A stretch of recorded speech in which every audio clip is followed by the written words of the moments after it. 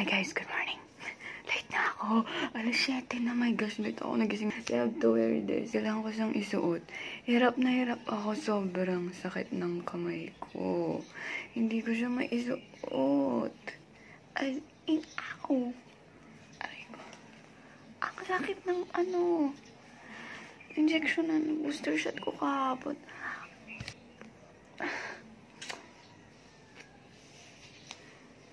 Anong kailangan kong gawin?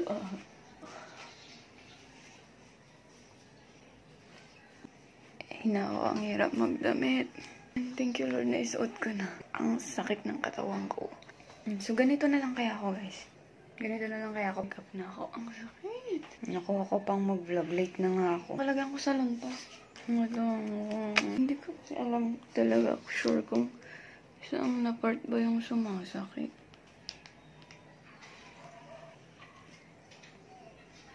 Baka dito. Ilang araw nang sumasakit. Naman, ano ba yan? Lipat.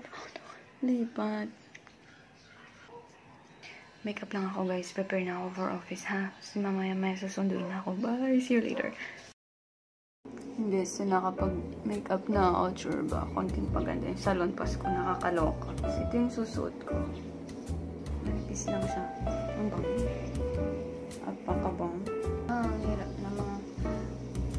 iba lang yung... Aray go!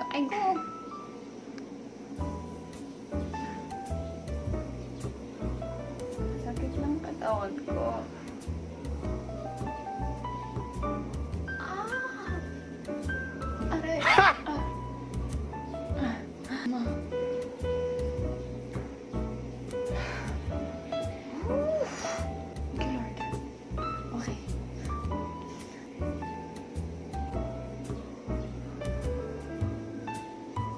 Hirap.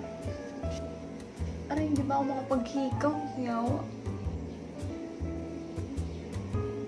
Magne-necklace pa ba ako? Itong sa lip moisturizer.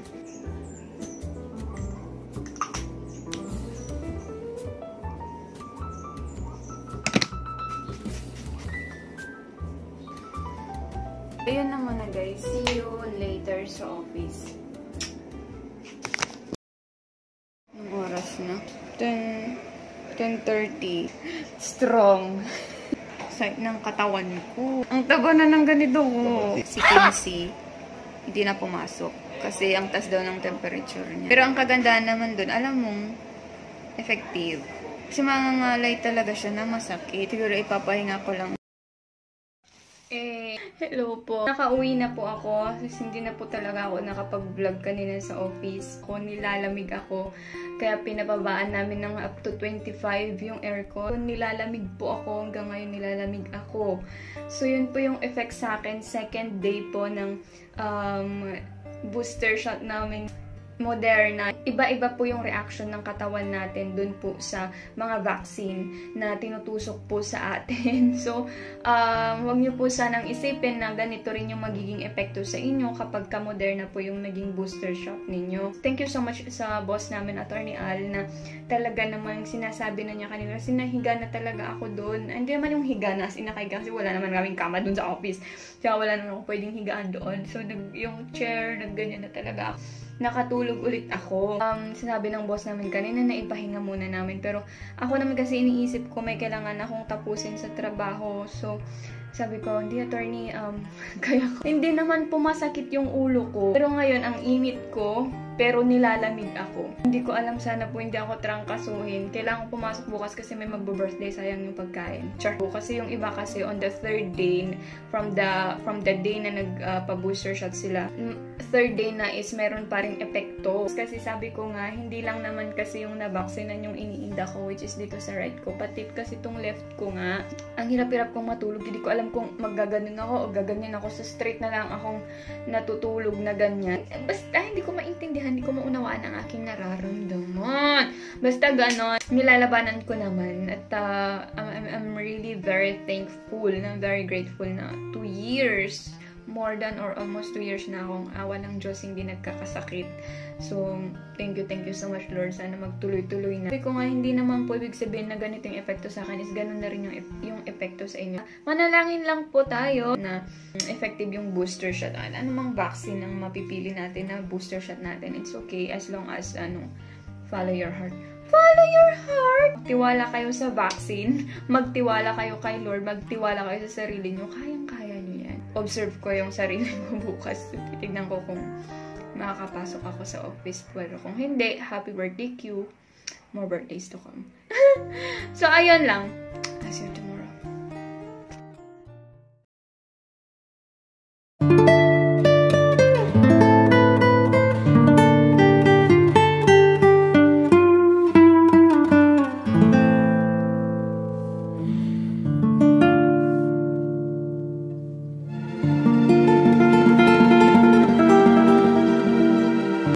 They ask you how you are, you just have to say that you're fine when you're not really fine, but you just can't get into it because they would never understand.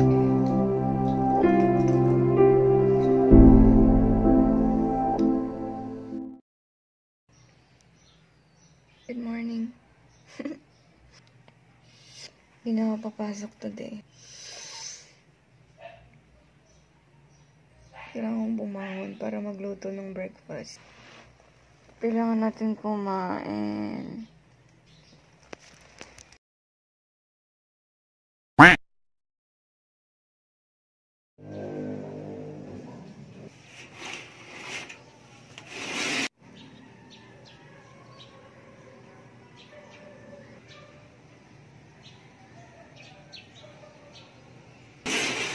Good morning, magandang umaga. Maayos na po ang ating pakiramdam. Full charge na po tayo ulit.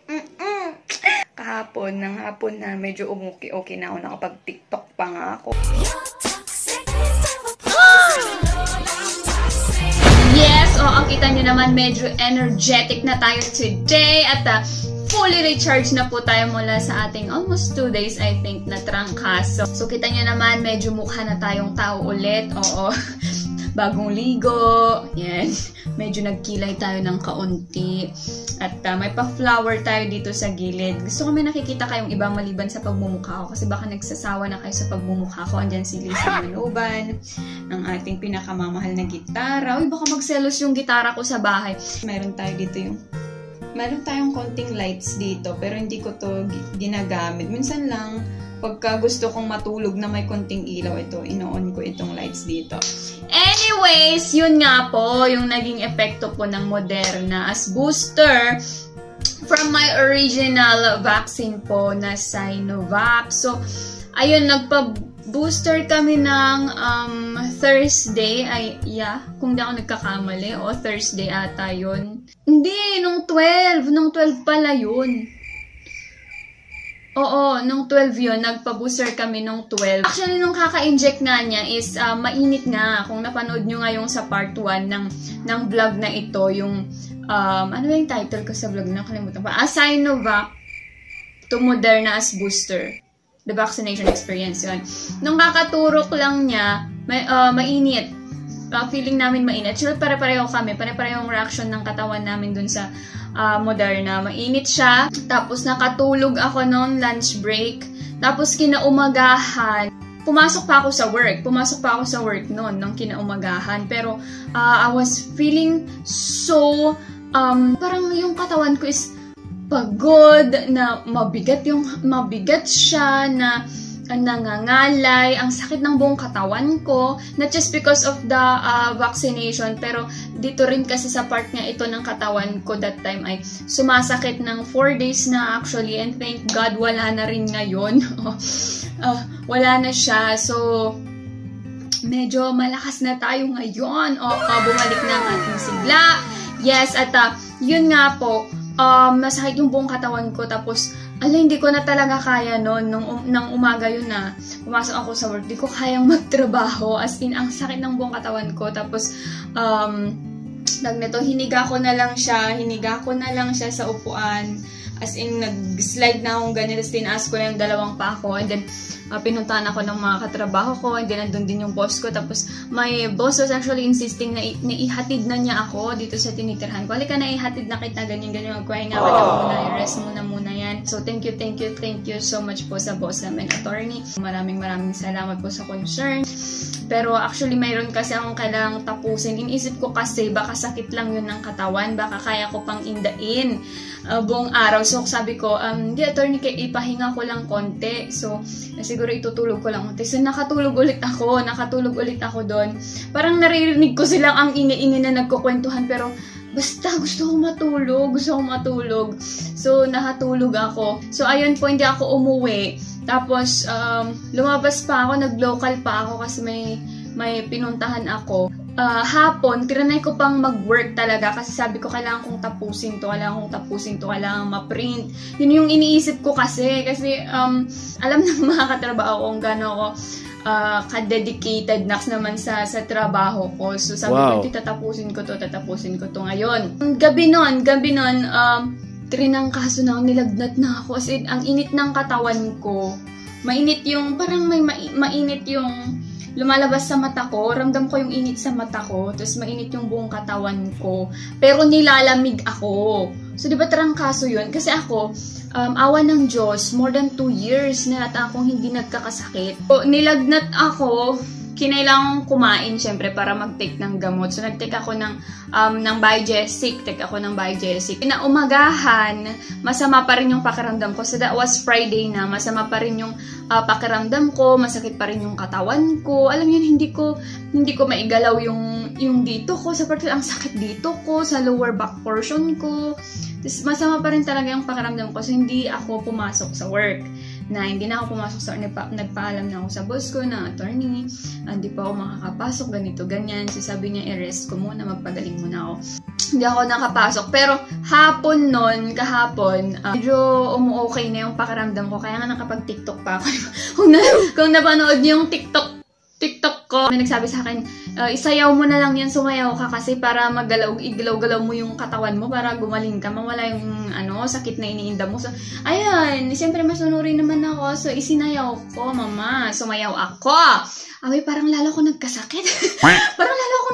Sa dance challenge na yan sa TikTok, But anyways, sabi ko, iniisip ko kagabi is, bukas okay na to. So, kaninang umaga, pagising ko, okay na. Medyo okay na ako. Kayang-kaya na. Magaling na ako. Then, naglaba ako. So, nakapaglaba ako, diba? So, okay na ako. Yung na-injectionan, kanina medyo nabangga ako dyan sa my door. Medyo masakit pa rin siya. Pero, hindi na yung as in masakit na talagang gaganyan-ganyan ko na. And thank God, hindi na rin sumasakit yung part na to ng katawan ko. So, thank you, Lord. Kasi ang hirap, guys. Ang hirap ng dalawang, both sides. Sumasakit talaga. Hindi ka hindi mo magawa yung mga bagay-bagay na gusto mong gawin. Alam mo yun, nakakainis. So anyway, yun nga po yung naging epekto sa akin. So uulitin ko po, kung yun man po yung naging reaction ng katawan ko sa Moderna as booster from my original vaccine na Sinovac, maaaring hindi naman po ganun yung maging reaction ng katawan nyo. Magpa-booster na po tayo kung pwede na. Again, hindi lang po ito para sa atin, para sa mga sarili natin, kundi para rin sa pamilya natin, sa mga mahal natin sa buhay, sa mga katrabaho, at mga taong nakakasalamuhan natin sa tuwing tayo ay may mga errands o may mga lugar na pinupuntahan. Basta tatandaan po na mas mainam na lumabas lang ng bahay kapag meron tayong mga importanteng pupuntahan, lalong-lalo na po ngayon na may kumakalat po na variant nga po na Omicron. Ay nako, ang latest po, parang meron na naman pong mga bago na namang variant na na na-discover. Ano ba yung Deltacron? Ano yun? Meron pang isa, dalawa ata yun. Diyos ko, mayat maya. Meron ng Megatron.